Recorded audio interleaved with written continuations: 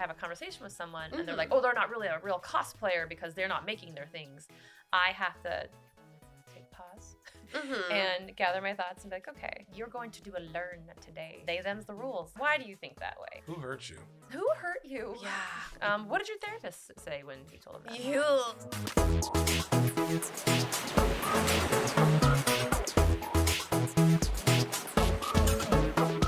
Hello, everybody, and welcome back to the DeluluCanoe podcast. We're here on this podcast. We get a little bit Delulu.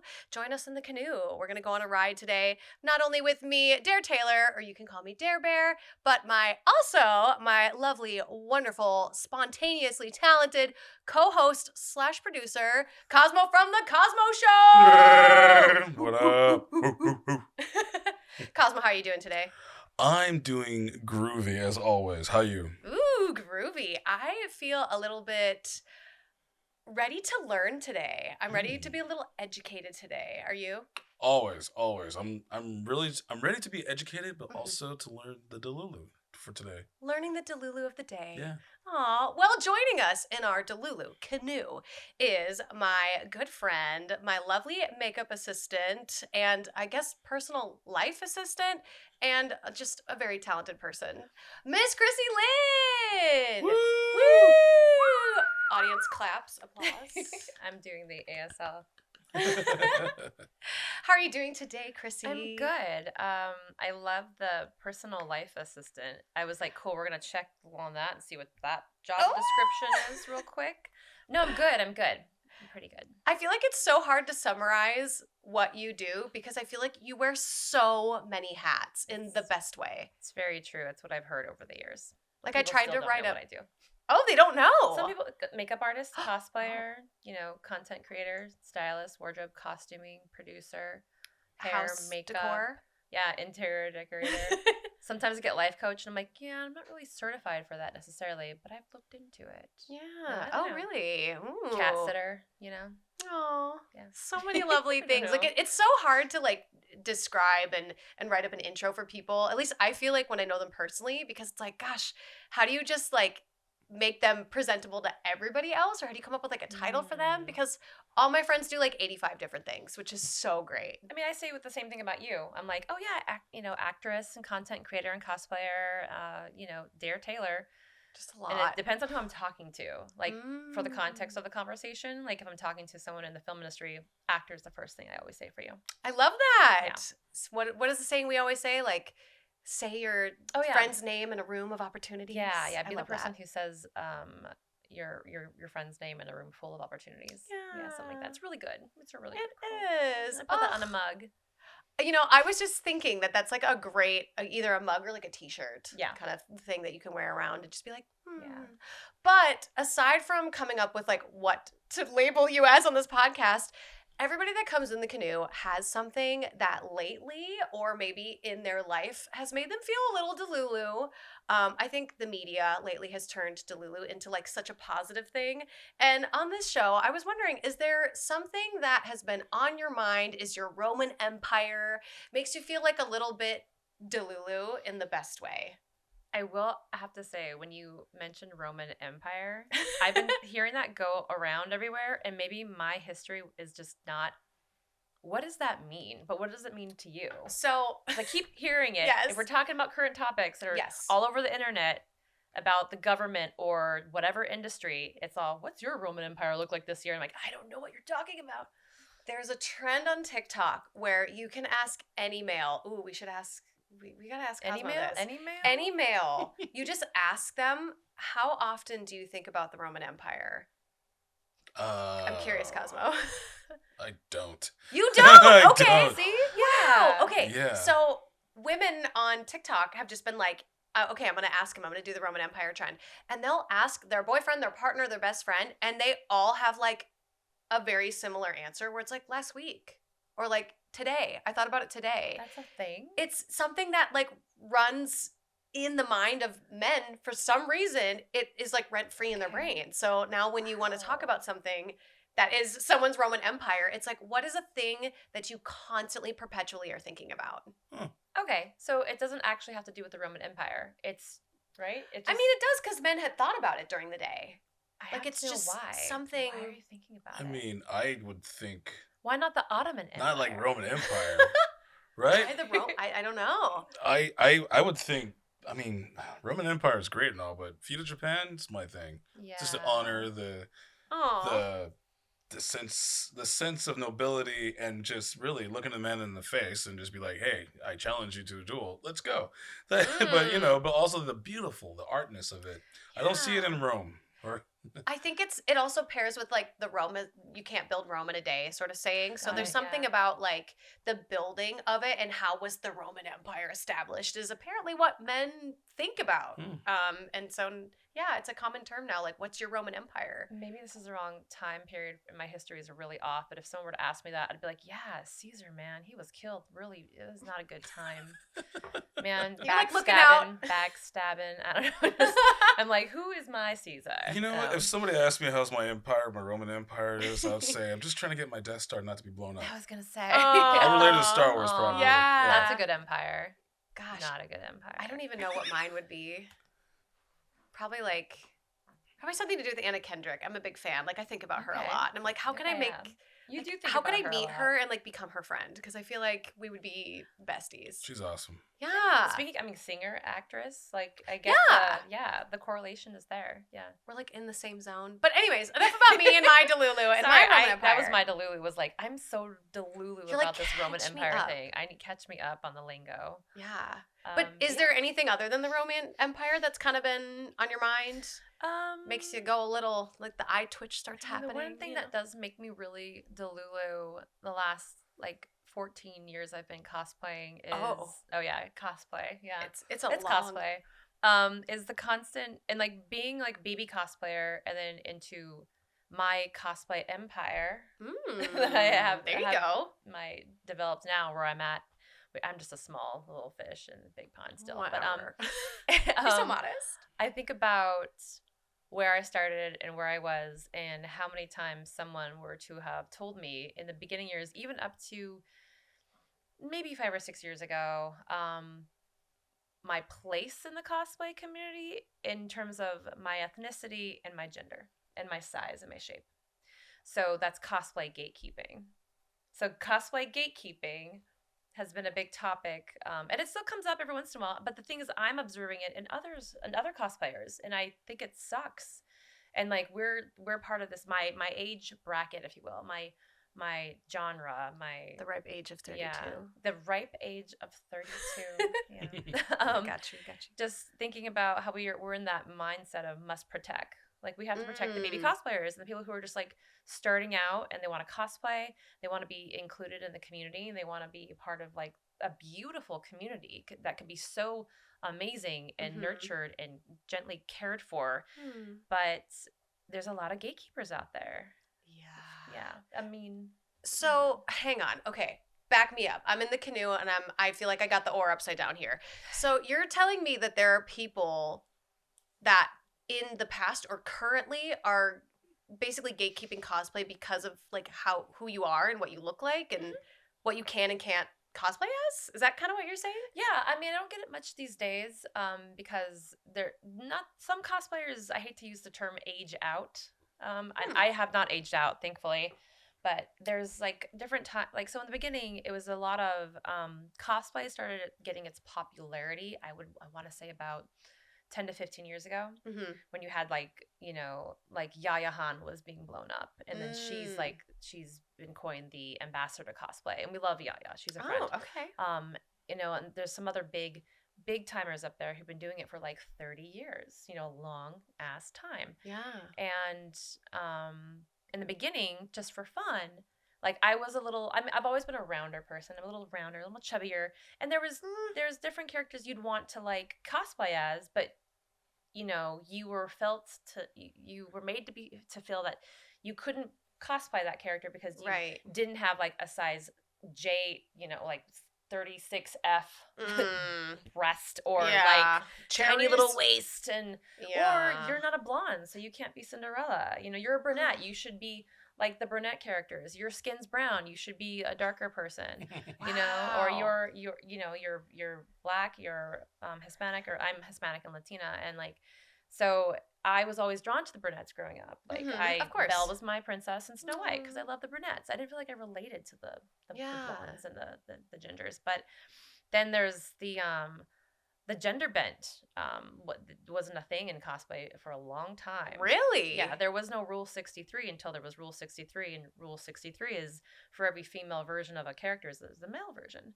Okay. And worlds expanded all over film and television and comic books to where you can have alternate versions of things. And not because of the cosplayers, but it was, when I did Superboy or Hellboy, they're like, oh, Hellgirl, Supergirl. I'm like, no. I'm Superboy. I'm Hellboy. I'm not just because I've got very feminine qualities about me and I look like I'm a girl. I didn't wear anything that was like super feminine. I wore exactly what their costumes were. Interesting. And then when they would like shout out your cosplay, they would automatically gender bend it for you. They would, but it wasn't what you were going as. The pronoun of the character that I was doing, and it's based off of mine, and not knowing that at the time necessarily. Interesting. I mean, there was a time I was doing Catwoman in the very beginning. This was like 2010. I started doing her in about 10 or 11, and when I was on a YouTube video for something for a YouTube channel, and all the comments were like, "That's not Catwoman. That's Fat Woman. That's Fat Woman." Yes. Stop. Oh my! Why are people so awful? They're so mean. They're so awful. Yeah, and then you just get older and you don't really kind of care. In fact, you just so I use my platform as having a voice to, like, defend that and to make people feel encouraged to continue to do those cosplays. If you're a black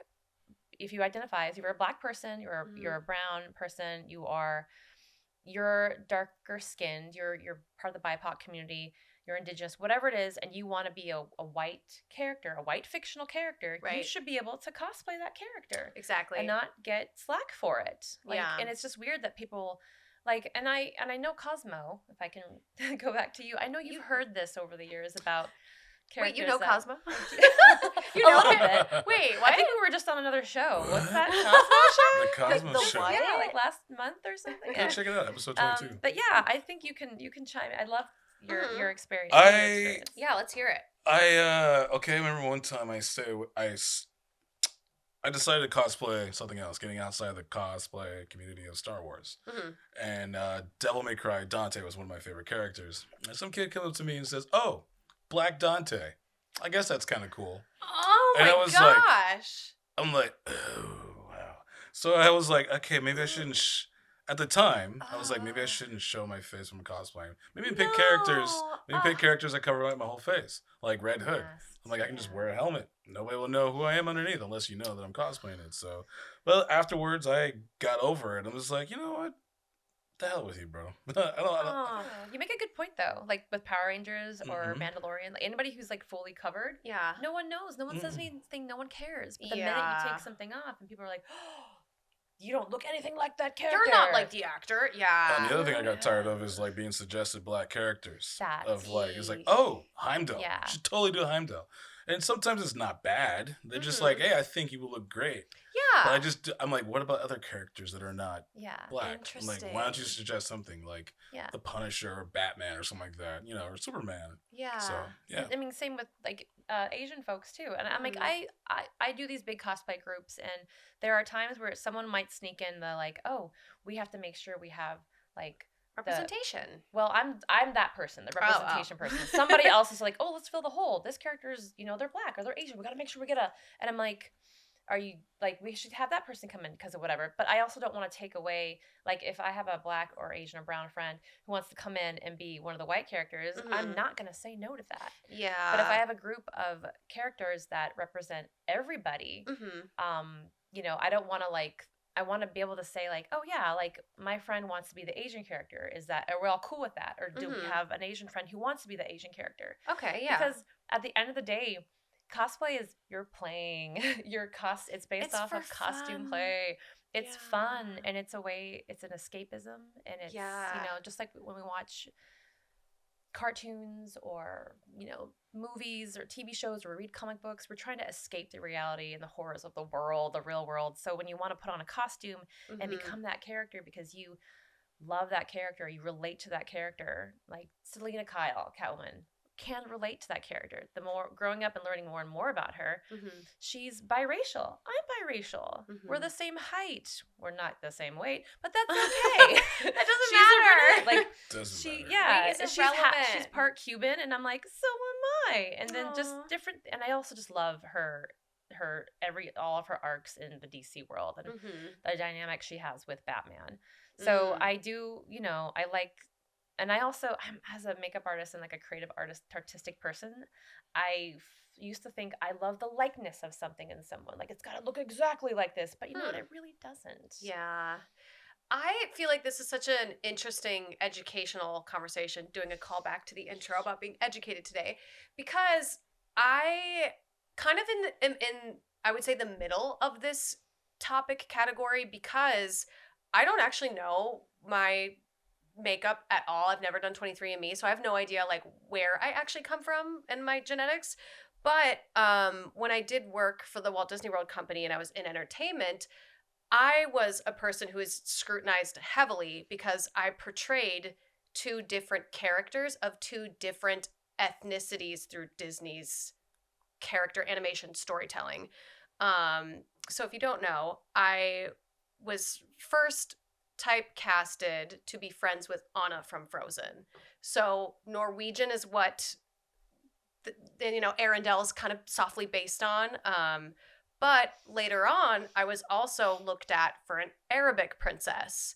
And that created some kind of animosity because, one, people would ask me what I am, and I don't know. Unfortunately, I just haven't gotten around to it. It's never been something I needed to know as my identity.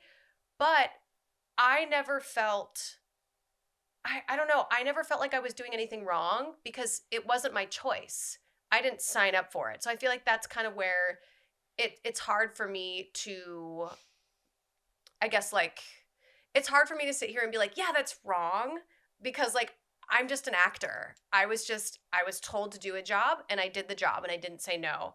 But now, being a little bit older and a little bit more educated, I can see why people that go to the parks, or maybe people who just happen to see photos, might be a little bit turned off by that, because I don't know, how can you be Norwegian and Arabic? I don't know, but I would get compliments on both ends, and it wasn't my job to stand up and, say anything. I'm just the canvas playing the part.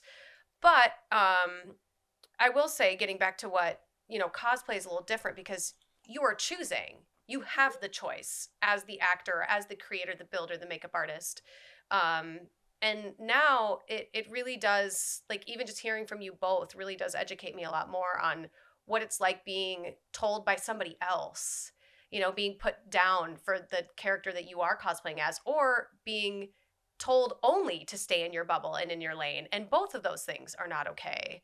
I don't know. It's such an interesting topic to get into, just because of, like, where everybody comes from is going to be different, and where everybody feels like what is okay and what's not okay. I just think commenting on anybody's body is not okay. At the end of the day, 100% in general. not okay. Like, it's just keep it to yourself. Don't write it as a comment. Like, feel that way somewhere else. I mean, I think people have gotten better. They've gotten a little bit better, a little bit wiser about it. It's only so many comments online people can get away with, and people are still behind a keyboard, behind a monitor, just saying whatever they want because they feel like this is my safe space. Mm-hmm. No one knows who I am. But I will also touch on, since I still have the oar, if you will, the canoe. Another part of the gatekeeping, at least I've noticed, definitely within the last 10 years again, is resources and people making and building things and having better access to resources and materials and tools and parts and things to build and make really great cosplays. So, back in the day, you used to have to go online or buy a bulk order of thermoplastic, aka Warbler, to get a discount, and find it at a specialty shop or get it online. And now, to build armor. And now we have 3D printed stuff at our grasp on Etsy. You can make your own at home. Before, you'd have to commission people to make your super suits. And now you can just go online and get a sub-dyed suit for really quick, like really cheap. Yeah. And they look great. And the part of that gatekeeping, when it comes to easily, like, commissioning someone to make something and do something for you, or easily finding those other resources to have somebody make something for you.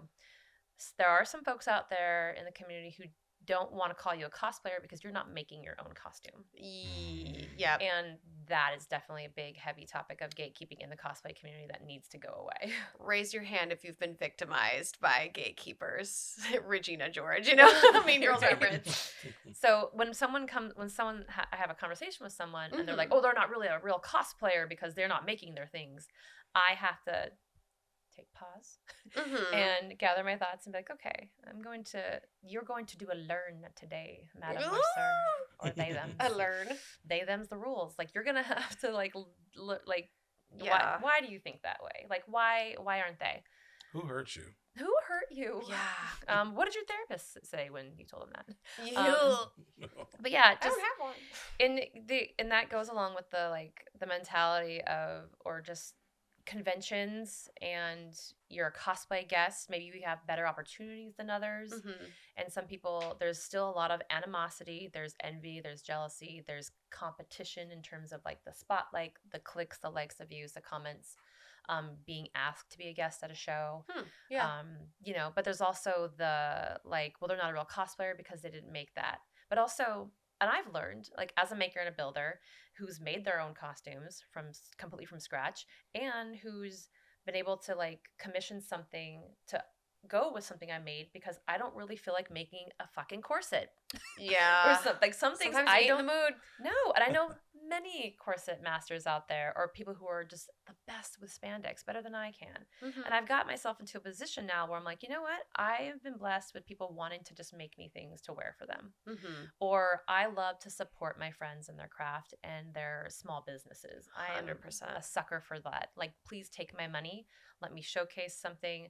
I don't need the exposure clout exchange unless you want to do a collab. Yeah. You know, I don't ask for things like that. Credit I me. would never go to someone and be like, give me this $500 item. I'll take 5 photos for you and you'll get business. Like, if they come to me and they want to offer a thing like, hey, I'd love to send you some stuff to model, I'd be like, hell yeah, let's go. I'll do it. I will do it. Absolutely. Like, and I don't ever want to be paid to model.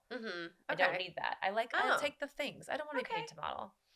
Like, I'm easy. Like, if you throw in my parking, my gas, feed me. You Just heard it feed here me. first. Easy. Oh, always easy, never sleazy. Always easy, never sleazy. But yeah, like, it's just, there's a lot of different types of gatekeeping in the cosplay community. And it goes well beyond just looking at someone's body type, shape, size, color of their skin. Yeah. You know, color of their hair, any of those things, or what their skill set is, you know? It's a wild world, and I think we've all gotten a little better. Yeah, I'd say so. We can definitely do better. Yeah. I mean, I want to take a little seat in that canoe with the gatekeeping, but also the whole Amazon, like buying something off Amazon because it's so accessible. As much as I want to sit here and be like, yeah, I'm perfect. I've never had a thought like that where it's like a little gatekeepy, because like I'm not gonna lie, there's been a moment where I've been scrolling on social media and I see a girl that I personally know put on an outfit and is making like a TikTok, and I know they've never seen the show. You know, they don't know about the character, because they've openly been like, they've openly confessed to me like, I don't get this whole cosplay thing. I just buy the outfits because I like them. But you know what I don't do? I don't leave a comment. I don't leave a negative comment. I don't like ridicule the girl. I take a step back and kind of go, you know what? She likes the outfit, and that's fine. Yeah. Sometimes you just have to take, you know what? Maybe she doesn't know the comic book about Wonder Woman, but does it really matter if she's having fun in the outfit? It doesn't. At the end of the day, it doesn't matter. Because she's playing. Because she's cosplaying. Exactly. And I think we've all seen somebody online that you're kind of like, that's not the name of the character. You know, like you see somebody slip up, make a mistake, whatever. Yeah. But you have to stop yourself. Don't leave the comment. It's not hard. Don't leave the comment. Don't be an idiot. It's not hard to not leave a hate comment. It's really not. I will say I've been in your shoes before too, where I'm like, okay, I've known people personally who are like, oh, this big cosplay thing, it's getting a lot of traction. I saw these cosplay girls. They're blown up. They're popular. How do I get in? Yeah, and they've tried, like, this is a favorite of mine. They tried the pinup route, and that didn't work out for them. Or they've tried the bikini modeling or the comic book booth, whatever, or whatever it is that they're doing. And they see and it's like this with anything. Like, someone's like, oh, TikTok's blowing up. I should get on there and start doing that. It's like, cool, cosplay's blowing up. I should get on there and start doing that. And they jump into it and they start doing the Amazon cosplays, or they're just throwing together the Disney bound style closet cosplays, and they're putting looks together, and they don't know anything about the IP, the characters or the content. But then sometimes they pivot and they're like, you know what? I really enjoy this. I'm going to go watch the show. I'm going to go read this comic book or play this radio game or watch that anime or whatever. And then, you know, the glow up is incredible because now they're part of your fandom. Then you can have a conversation with them about the show. And if someone is, and that's the other thing about the community is like, you see other people cosplaying characters that you love and hold dear. And that's a great conversation starter. Like, oh my gosh, like, I love your Samus cosplay. I had never played the video game, but I think it's really, really dope. How do you like the game? Yeah. I'm going to go check it out now. Thanks. Or when they ask you, what are you dressed as? You're like, oh, it's so-and-so. Or same with a mashup. That's my favorite. I love mashups. Yeah. But you educate them and they educate you. And then you're just expanding the world and there's more fans. And then you make a friend and now you guys, it's really nice. So I don't give people too much, like, I give them some slack. Like, you know what? You don't have to like the thing. Because half the time, sometimes they're doing it, if they're a content creator, they're doing it because it's relevant at the time. There's something big happening right now. Like, oh, they're, you know, Echo from Marvel, that series or movie is coming out. You're going to see nothing but 99% cosplayers doing content from that. Yeah. Some of them don't know anything about it, but they're doing it for the clout. They're doing it for the algorithm, the clicks, so whatever, the hashtags. That is okay. Some of these people, that's their business. That's their brand. They need to do that. Maybe they'll actually check out the IP. Maybe they won't, but who cares? It's not hurting you. That's why it's okay to have that fleeting moment of like, I've heard them say they know nothing about Spider-Man. Why are they dressed up like Gwen Stacy? It's okay to have that moment in your head. Yeah. But then you like the photo. Yeah. Leave a positive comment. Like, it looks great on you. Move on with your day. But you made a good point. Someone likes the costume. Exactly. There's so many costumes out there, characters. I'm like, and as a creative builder, I'm like, I'm going to make that. I know nothing about it. Yeah. But I want to make that because I know how I would build and make that. And then that piques my interest. And I don't feel like I have to know the IP to dress up as something. Not at all. I've been hired to wear things before that I don't know anything about. And I'm totally fine with that. Yeah. And I don't feel any shame or weirdness about it.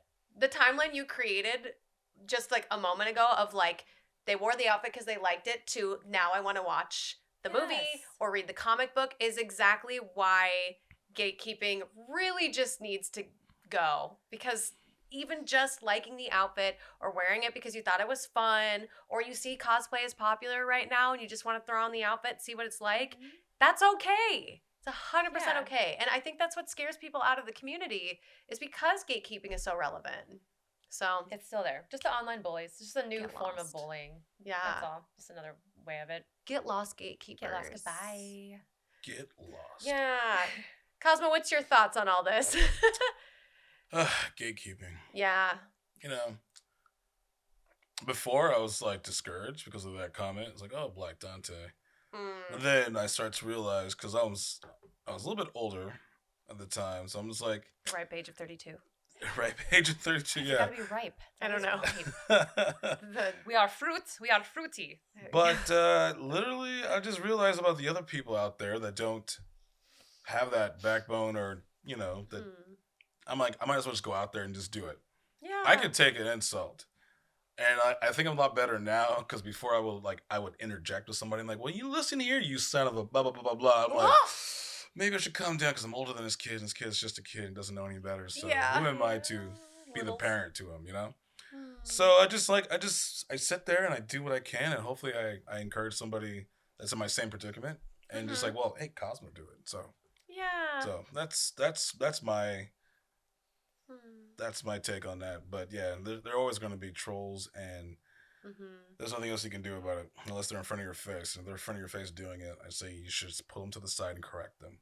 Yeah. But in a peaceful manner. Yeah. You know, nothing violent or anything like that. Set them straight. Listen here. But yeah, that's my thing. So. Yeah. No, I 100% agree with what you're saying. Like, be the example. Yeah. I talk about it all the time on Instagram, that so many things are bigger than us. Like, gatekeeping is like a perfect example that of course there's going to be people who do it, but if you are the person who makes the change and breaks the mold. Yeah, you're just one person, but then your influence, even if you only have 1 follower or 2 followers, I bet you got friends. If you make the change and you speak up, then it encourages other people to speak up. And don't gatekeep the franchise. Yeah. 100%. Okay. Ugh. It's funny that you say that about bringing up and having a backbone and saying something. Because, I mean, if you were to ask me that question like 10 years ago or 15 years ago when YouTube was a thing, and just came out in its infancy, and people were reading comments and was like, oh, the whole thing was don't feed the trolls. And I don't hear anybody say that really much anymore. Yeah. Because people are standing up and they're like coming together more as a community. And it's not necessarily the folks who come along, like the super fans who are like going to go attack other cosplayers or other content creators or whatever. It's like someone gives you, is bullying you or gatekeeping you on your as a post on commenting on your post, and you that's when you can go in and step aside and go to your friends and be like, hey, this guy's commenting on this thing. I don't need you guys to go in there and like start doxing this person or like whoa. Because some people get cray. Some people don't cray. They do. Some people will DELULU in their own way. DELULU a different way. Super DELULU. Padded room DELULU. But like I'm not trying to like, let's just push the violence and like don't mirror the person doing that. It's kind of just like go in and defend and fight for the cause that's good and that's right and that's just in the world. And like the whole like be the change you want to see. It's like, cool, what does that mean? What does that mean I think it's objective, and I think it's subjective, and it's different to everybody. Yeah. But, it's okay to feed the trolls sometimes. Because honestly, sometimes they'll just curl up and crawl back into their little holes. And you know what? That block button, it's satisfying. It's powerful. I like to leave delete, block, bye. I get bad comments sometimes on my TikToks, and I just leave them there. I put like a smiley face or a thumbs up. Yeah. I was like, cool, you don't like it. The positive reinforcement. Yeah. You toxic positivity person, you. But I leave it up there, and I keep on continuing making content, It's even just though funny, just a show. It's not going to stop. Yeah, and they exist. Those people are out there because, again, as Cosmo stated once, like, who hurt you? Like, someone hurt them. Maybe they were so discouraged from the community at one time, and they just don't know how to deal. Yeah, but if they're ever wanted to come back into the community, I welcome them with open arms. Yeah. Here's an Amazon link to that cosplay you want. The best way to deal with somebody that's in your face doing it or saying it, even though they're not knowing that they're constructively criticizing you, is just stop with a calm voice like, "Are you okay? Oh, are you okay? Are you okay? Yeah. I mean, how's your day going? Something you want to talk about? Get off your chest. We can talk to the side. Be like, compassion. Yeah, compassion. Yeah. Kill them with that. Because again, you don't know what's happening in other people's lives. Yeah. And they don't know what's happening in your life. And it's unfortunate and it's sad and it sucks, but sometimes they will say the wrong thing to someone who they don't know what's happening in their life, and that could change that person could walk away from their passion and their love of cosplay and whatever they want to do because someone said something that really triggered them. Right. And we don't want that. Speaking of triggering, I actually have a DELULU, but I'm going to keep it brief, though, because I could go on forever about what my DELULU is this week. But it is in the same vein as cosplay, so I did want to add this, too, because I think this kind of makes sense. So we're talking about gatekeeping, and we primarily only focused on online gatekeeping, but I've actually witnessed it in person at a con many, many a time. And I just wanted to take a second to talk a little bit about decorum at a con, because I think it's so easy to tell people what not to do, but we don't really give them the tools of what to do. Yeah. For quick brief example is I recently was at a con where a guest approached me and asked me if I was at the con alone. They were trying to ask it in a very nice, sincere way, but what made me feel a little DELULU after that interaction was the way that they approached me and spoke to me was very off-putting and kind of dangerous. So I just wanted to kind of throw out there that if you are going to talk to somebody at a con, maybe try to think of the way you want to ask them a question in a more appropriate manner, just by saying something like, hey, I really like your cosplay. You look really great. Where are your friends? Or like there's other ways to ask certain things. Just maybe not right out of the gate, for one. Saying hi to somebody, saying that you like their cosplay, maybe ask for their Instagram, I think is a little bit more appropriate rather than asking them if they're alone. at the con. It's a little, kind of a lot. And also another decorum thing that came up recently for me was finding a way to get someone's phone number at a con after you like their cosplay and then asking them for their phone number. Maybe let's not do that. I think Instagram is the most appropriate way that if you love somebody's outfit, you think their energy's great, you're having a good time, ask to follow them on Instagram or X or any other platform instead of going right out of the gate asking for a phone number. Again, it's just kind of off-putting. It's a lot at first. And also, in the vein of gatekeeping, don't quiz people on the cosplay they're wearing. Please. It's a little rude. It's rude. Totally rude. I especially get asked a lot if I really like Pokemon. And no, I can't name all 5,000 of them right here, right now for you. That was my next question. I knew it. So just, I think just going at people at conventions or anywhere in life with a little bit more kindness and a little bit more awareness and sensitivity is the way to go. I understand that maybe you feel like you know someone, especially if you see them online a lot, if you're following them, supporting them, just, have a little sense of this is their first time meeting you in person too. And just, take a deep breath. It's okay. You're allowed to get excited, but really think about what you're saying because sometimes those small interactions can really make someone question their safety, but also make them just feel a little uncomfortable. So just, think about what you're going to say to people and take a deep breath. And we appreciate when people are excited to meet us. Don't quiz us, please. Please, no question, no quizzing. I'll be the person that's like, hi, I'm actually a real fan of this thing. Quiz me. Pop quiz me. Let's go. Chrissy wants the challenge. I'm like, Manners maketh the con. I mean, it is interesting when I go back and forth between fans, just a loose general fan and the super fans. Yeah. And we know who our super fans are. And I love my super fans. They're loyal, they're there, they comment, they support, they're encouraging. Yeah.